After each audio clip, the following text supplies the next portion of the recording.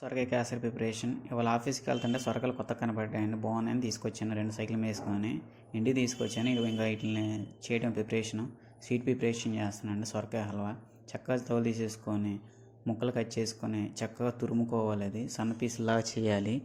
చేసేసిన తర్వాత వాటిని పక్కన పెట్టుకోండి.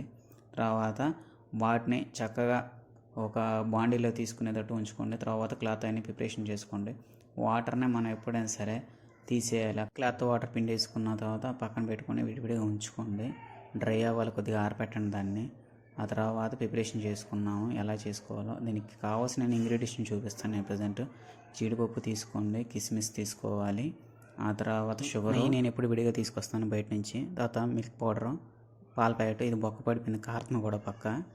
తర్వాత మనం విడిగా చేసుకున్నది ఉంచుకోండి. మిల్క్ పౌడర్ అన్నీ ఒక అసెంబ్లీ చూపిస్తానండి. ఇప్పుడు కిచెన్లోకి యాడ్ చేసుకున్నాం.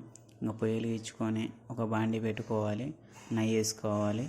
ఆ తర్వాత కొద్దిగా జీడిపప్పు రెడ్ కలర్ వచ్చి వేసుకోవాలి. బౌల్లో తీసుకోండి. తర్వాత ఎన్ని కిస్మిస్ కూడా వేసి తీసుకొని బౌల్లో తీసేసుకోండి. అవి యాప్కెటబుల్ లాగా అవుతాయి చిన్నవి. ఆ తర్వాత నిండి పక్కన పెట్టేసుకోండి. తర్వాత ప్యాన్ పెట్టుకొని దాంట్లో కొద్దిగా మిక్స్ చేసుకుని మన ఇంగ్రీడియంట్స్ 1 by 1 వేసుకోవాలి. కలుపుకోండి జాగ్రత్తగా. అది గ్రీన్ కలర్లో ఉంది, మగ్గ పెట్టాలి జాగ్రత్తగా. అది కలర్ చేంజ్ అయ్యింది, ఉండే కొద్దిగా తిప్పుతూ ఉండండి దాన్ని. ఎప్పుడప్పుడు అయిపోయిన తర్వాత పక్క తీసి పెట్టుకోండి దాన్ని. మళ్ళీ అదే ప్యాన్ పెట్టుకోండి, దాంట్లో పాలు యాడ్ చేసుకోండి. అవి మరిగేదాకా చూసుకోండి. దాంట్లో కొద్దిగా యాలక్కల పౌడర్ వేసుకోండి స్మెల్ కోసం.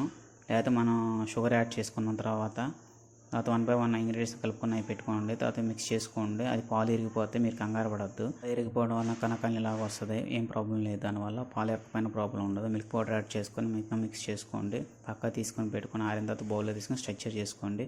తర్వాత మీరు టేస్ట్ చేసుకోండి, చాలా ఎమ్మీగా వస్తుంది. మీ ఫ్రెండ్స్కి కూడా పెట్టండి. నేను ఆల్రెడీ హాఫ్ వీడియో పెట్టాను దీన్ని, మళ్ళీ మీకు ఫోటో పెడతాను, చెక్ చేసుకోండి. హ్యాపీగా ఉండండి. Happy friendship day. ఇది ఫుల్ వీడియో కొలతలతో కూడా ఉంది. వీడియో మన యూట్యూబ్లో చూడండి.